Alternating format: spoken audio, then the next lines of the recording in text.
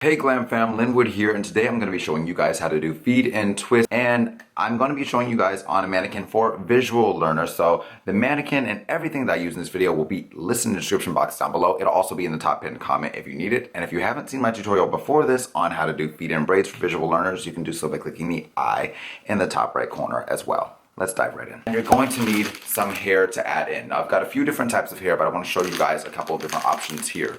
This one is already the pre-stretched, pre-tapered hair where it tapers down on the bottom. This is a partially used pack, so there's usually more hair in here. I used the rest of the hair when I was doing the feed and braid tutorial. The thing I like about this is it's good for beginners if you don't know how to stretch hair and all that.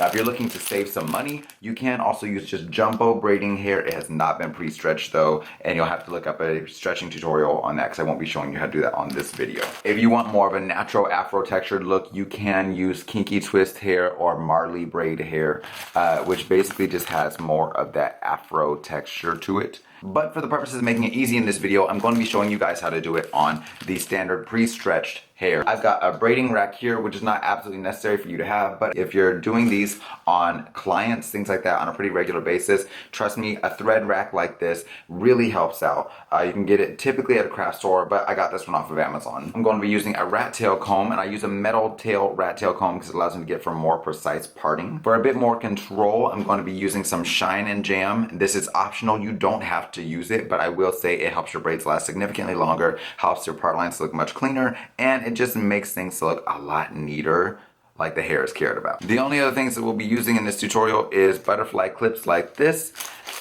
as well as duckbill clips like this here, and I keep them on a wristband. As I told you guys in my last tutorial, I love these wristbands because they're easily sanitizable, so when you're working on clients, you can easily take it, throw it off, get a new one, or you can wash it and sanitize it and be able to use it for another client. So it's a great multi-purpose item. It's honestly really cheap.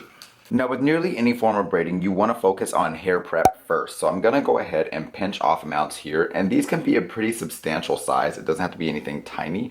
I'm going to take that and just twist it and pinch, and that way I can see how thick it is. If you'd like, you can start to twist off a bit thinner, but I'm going to go ahead and have a substantial size just so that way you guys can easily see. And then you just place it on the braiding rack like so. So it doesn't take a ton of effort to make this happen, and once you get to where you can easily feel that hair between your fingers, you can honestly see how quickly laying hair out on the rack can go. This will save you a ton of time at the end of the style because you're not stopping constantly to prep more hair. I should be fine with just that amount there for a single twist that I'm showing you guys. Now, for the purposes of this braid here, I'm going to, instead of taking it back this way, I'm going to go ahead and bring it up like we're taking this hair into a bun. This is just going to help out with giving the hair a final place, and honestly to me, because twists don't hold together as easily, putting it in a bun or a ponytail is a great way to kind of end it. That way you can ensure that you don't have a lot of issues. So I'm going to start off with it slightly pointed there, but then I'm going to gradually widen out, and we'll come back to a point towards the middle, and then we'll section this off using our butterfly clips. So just clipping this top hair up and out of the way. Same thing goes for this bottom hair, down and out of the way. Now here's where our duckbill clips like this come in. We're just going to use that to clip this excess hair out of the way on both sides. Now, if you're working with a client that has afro textured hair, kinky hair, coily hair, or curly hair, usually working on blown out hair is going to be a bit easier for you. This hair is curly, but it's not a natural curl, so a lot of times I just brush it out and keep on moving. Because it's also mannequin hair. But for the purposes of this, I'll just say working on blown out hair tends to be a lot easier, especially if you're a beginner, so that hair's not tangling up so much on you. Once you have that hair sectioned off, you'll want to go ahead and take your Shine and Jam, and what a lot of people will sometimes do is just take this and they'll place a bit of it on the back of the hand like so.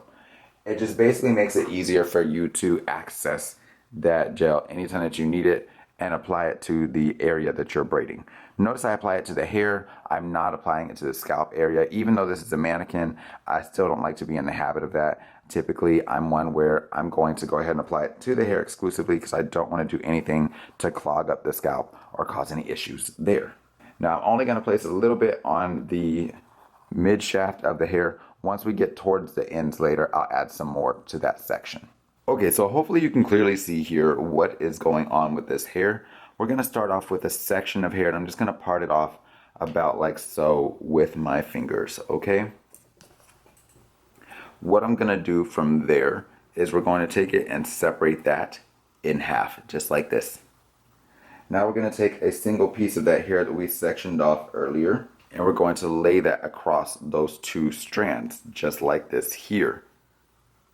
And I'm going to take these and turn them clockwise or toward the face. So I'm going to work one strand at a time, and you guys can kind of see how that goes there. Once I get that twisted, I'm going to go ahead and hand that off to my top hand. I'm going to reach underneath to get the other strand of hair. Okay? And then from there, I'm going to do the exact same thing here. We're going to rotate it clockwise or toward the face, just like so. So you guys can kind of see how that hair is twisting and adding right on in. Now notice there's not really a knot or anything that shows at the beginning just because of the way this hair is added in. From there, I'm going to go ahead and add just a little bit of hair to that bottom strand. And we're going to go ahead and give it a good twist.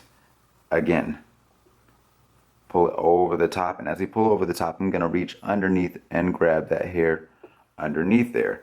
Now, if I want to go ahead and make that twist a little thicker, from there, I can add another piece of hair in there, just like so.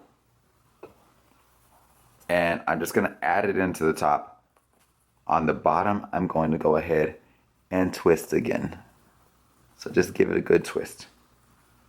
And we'll pass on up and over. Once I've reached down to the bottom, I'll go ahead and pick up just a little bit of hair. And we'll twist that clockwise or towards the face as well. Then pull it up and away from the face.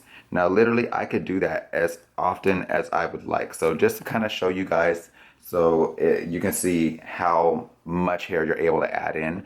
The feed and twist is a little less obvious when you've added hair in like this. So to me, I think that it looks very nice, very natural. It doesn't give that same type of feel as it does if you're adding in massive amounts of braiding hair. And it just helps to add to a certain juiciness and fullness of the twist. So we're gonna go ahead and continue that process of twisting towards it, just like so. And I'm gonna just add in hair until it becomes obvious how much hair I've added in here, because I want you guys to see just how full you can get these and it still look nice and you not see exactly where this hair has been added in.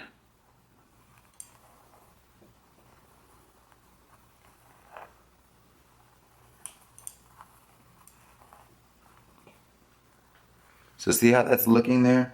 And it just nicely fills out. We're just gonna continue adding in that hair just like that. And as I'm going, I can decide, okay, hey, look, this looks like enough hair, or I can continue adding in based off of whatever look that client is going for.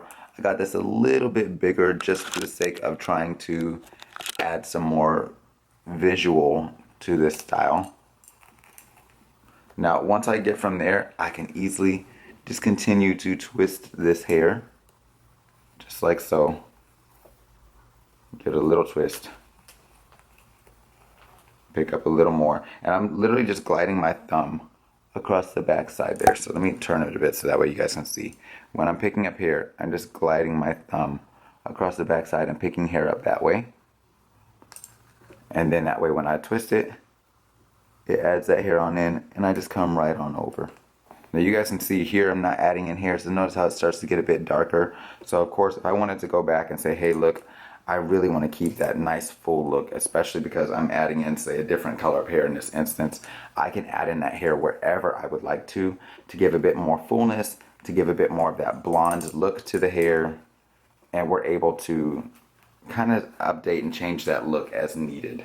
Okay, so now that we've come to the end of that section, I'm just going to go ahead and come on. Oh, Jesus, be a fence. I'm going to go ahead and come on down to the ends of the hair here. So once I finish with that, I'm just going to continue by twisting it just like I would typically do for a 2-strand twist or a rope braid, by twisting outwards towards the right as I cross over to the left, or going clockwise with the individual twists as I go counterclockwise with the other ones. Now once I get down towards the bottom, I'm going to add just a little bit more. And when I say the bottom, I mean the bottom of this additional like the natural hair here. I want that to help stick together a bit more. So I'm just going to add a little bit of the Shine and Jam gel onto the natural hair here. And that way it allows me to get those together.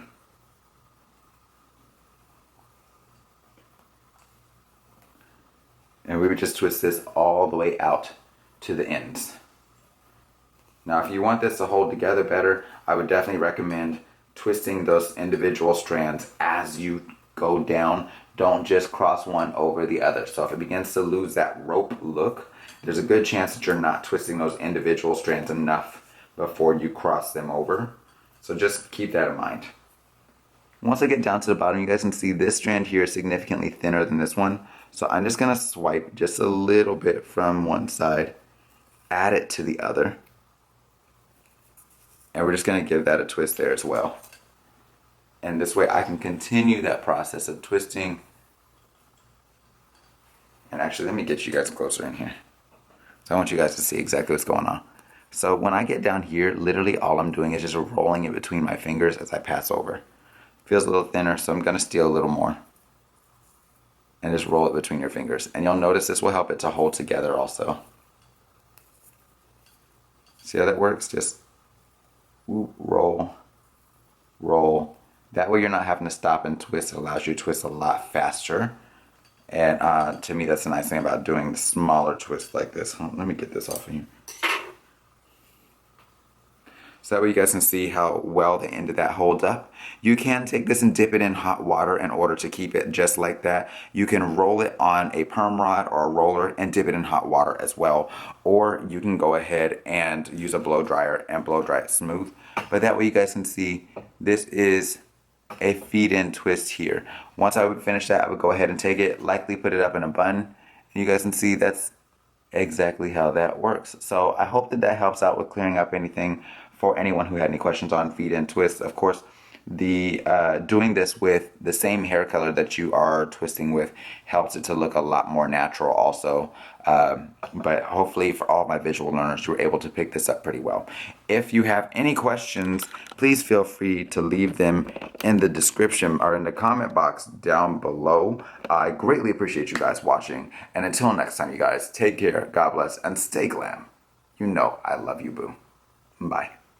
If you don't yet follow us on Instagram at GetGlamFam, be sure to check us out. We have tons of stuff that you just may love, including comedy, foolery, and behind-the-scenes stuff on videos like the one you saw today. Be sure to check us out and follow. Take care, God bless, and stay glam. You know I love you, boo.